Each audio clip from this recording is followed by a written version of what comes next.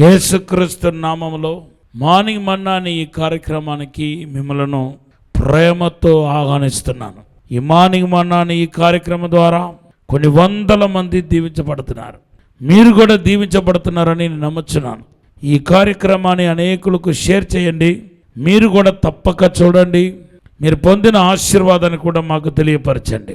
దేవుని బిడ్డలారా, న్యాయాధిపతుల్లో 3వ అధ్యాయం 1 నుండి 2 వచనాల్లో చదివితే ఒక విచిత్రమైన విషయం రాయబడి ఉంది. అదేంటంటే, కానాన్ దేశంలో ఇశ్రాయేలు ప్రవేశించినప్పుడు ఇశ్రాయేలు ప్రజలు యుద్ధ నేర్పరి కాదు కాబట్టి, యుద్ధానికి గురించిన పూర్తి అవగాహన లేదు కాబట్టి, ఫ్యూచర్లో యుద్ధం చేయాల్సి ఉంది కాబట్టి, యుద్ధం నేర్పించడానికి కోసం దేవుడు అన్యులను కొంచెం మంది వాగ్దాన భూమిలో కానాన్ దేశంలో ఉంచినట్టుగా మన పరిశుద్ధ గ్రంథంలో రాయబడి ఉంది. మనకు దేవుని పిల్లల ఒక్క పరిశుద్ధాత్మ అనుభవంలో ఒకటి ఏంటంటే అలవాటు, నేర్చుకోవటం. దేవుని మనకు స్తోత్రం. మనము ఈ అలవాట్లోనికి కొన్ని ఆత్మీయ అలవాట్లోనికి రావాలి. అలాగ ఆత్మీయ అలవాట్లోనికి వచ్చినప్పుడు మనం ఖచ్చితంగా ఆశీర్వదించబడతాం. యుద్ధానికి గురించి అవగాహన లేని ఇశ్రాయేలుకు యుద్ధానికి గురించిన అవగాహన కలగాలని, అలవాటు పడాలని శత్రువులను దేవుడు వాగ్దాన భూమిలో ఉంచినప్పుడు మనం ఎందుకు దీన్ని సీరియస్గా తీసుకోకూడదు? ఈరోజు కొన్ని ఆధ్యాత్మికమైన విషయంలో అలవర్చబడిన వారుగా, అలవాటు కలిగిన వారుగా ఉండాలి. దాంట్లో మొదటిది ఏంటంటే యోబు గ్రంథం 22వ అధ్యాయం 21వ వచనం. నువ్వు ఆయనతో సవాసం చేస్తూ ఆ విషయంలో నువ్వు అలవాటు పడితే కనుక, దేవునితో సవాసం చేయటం అలవాటైతే కనుక మనకు మేలు కలుగుతాయని యోబు గ్రంథంలో రాయబడి ఉంది. సో దేవునితో సవాసం చేయటం అనేది ఒక అలవాటు కింద అయిపోవాలి. ఆ టైం రాగానే మనం ఏం చేయాలంటే, దేవుని బిడ్డలారా, మనము దేవునితో సవాసం చేయటానికి వెళ్ళిపోవాలి. దానికి మనం ఎవరు మనల్ని హెచ్చరించాల్సిన అవసరం లేదు, ఎవరు మేలుకొల్పాల్సిన అవసరం లేదు. యేసుక్రీస్తు అలవాటు చెప్పిన ఆయన గెత్సేమని తోటకు వెళ్ళినట్టుగా మనకు యోహాను సువార్త 18వ అధ్యాయం 1-2 వచనంలో రాయబడి ఉంది. ఈరోజు దేవునితో అలవాటు, ఆ దేవుని సన్నిధిలో గడపటం అలవాటు చేయకపోవటం వలన ఈరోజు అనేక మంది అనేక రకాలుగా సఫర్ అవుతున్నారు. మీ జీవితంలో దేవుని బిడ్డలారా, ఎడబాపు అనేది మీకు ఎడబాపు అనేది కలుగుతుంది.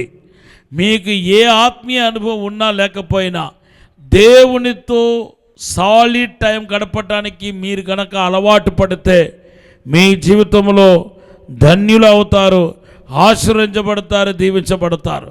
యోహాను సువార్త 15వ అధ్యాయం 1-5 వచనాలు చదివితే, నేను నిజమైన ద్రాక్షవల్లితో లేని తీగ ఎలాగైతే ఎండిపోతుందో అలాగే మీరు కూడా ఎండిపోతారంటున్నారు. ఇంతకంటే ఏం కావాలంటే మనం హెచ్చరించడానికి? ఇంకా మీరు దేవునితో గడిపే ప్రార్థనలో గడిపే విషయంలో, దేవునితో గడిపే విషయంలో ఇంత నిర్లక్ష్య వైఖరితో మీరు సాగుతూ ఉంటే మీ ఆత్మను మీరు నష్టపరిచిన వారు అవుతారు. నువ్వు ఎంతటి గొప్పవాడైనా, ఎంతటి మంచివాడైనా, ఎంతటి భక్తిపరుడైనా దేవుడికి ఇవ్వాల్సిన సమయాన్ని దేవుడికి ఇవ్వు. అప్పుడు దేవుడు తన అద్భుత కార్యాన్ని, ఆశీర్వాదాన్ని నీకు తెలియపరుస్తారు. మీరందరూ చేసే ఒక పెద్ద పొరపాటు అంటూ ఒకటి ఉందంటే, దేవుడి విషయంలో నిర్లక్ష్య వైఖరిని అవలంబిస్తున్నాం. దేవుని సన్నిధిలో గడపట్లేదు. దేవుని యొక్క సన్నిధిలో మనము గడపటాన్ని అలవాటు చేసుకోలేదు. డైలీ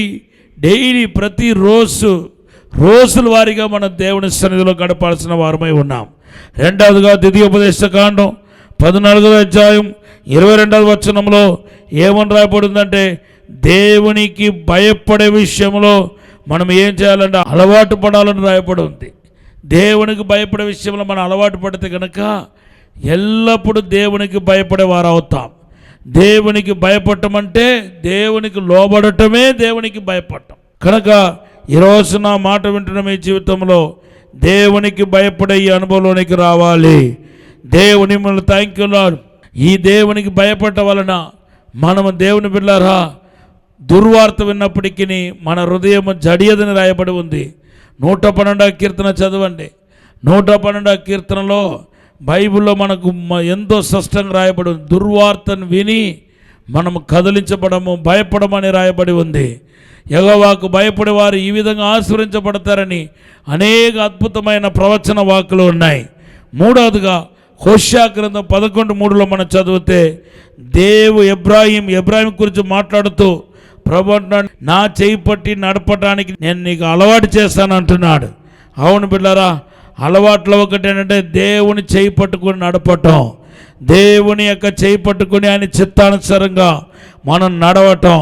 ఈరోజు పరిశుద్ధాత్మ దేవుడు మీ అందరితో మాట్లాడుతున్నాడు. ఆయన ఆశీర్వాదం మీ మీదకి వచ్చేలాగున దేవుని బిడ్డలారా ఈరోజు మీరు ఆత్మ సంబంధమైన వాటిపైన అలవరుచుకోవాలి. దేవునామానికి స్తోత్రం. తీతు పత్రిక 3:14లో మంచి కార్యం చేయడానికి అలవాటు పడాలని రాయబడి ఉంది. అవును, దేవునికి వాక్య విషయంలో మనం అలవాటు పడాలి, వాక్యాన్ని చదివే విషయంలో అలవాటు పడాలి, వాక్యాన్ని బోధించే విషయంలో అలవాటు పడాలి. ఎవరి పత్రిక 5:12-13 వచనాల్లో రాయబడి ఉంది.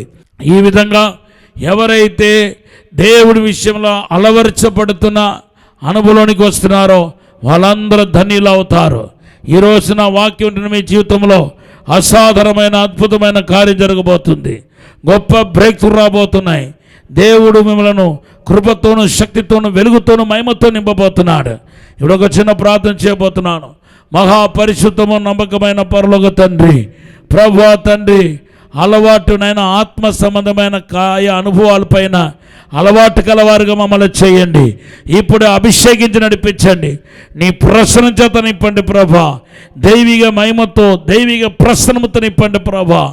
అయ్యా తండ్రి, ఆధ్యాత్మమైన వాటిపైన అయ్యా అలవాటు కలిగి ప్రతిరోజు అవి చేయటకు సహాయం చేయండి.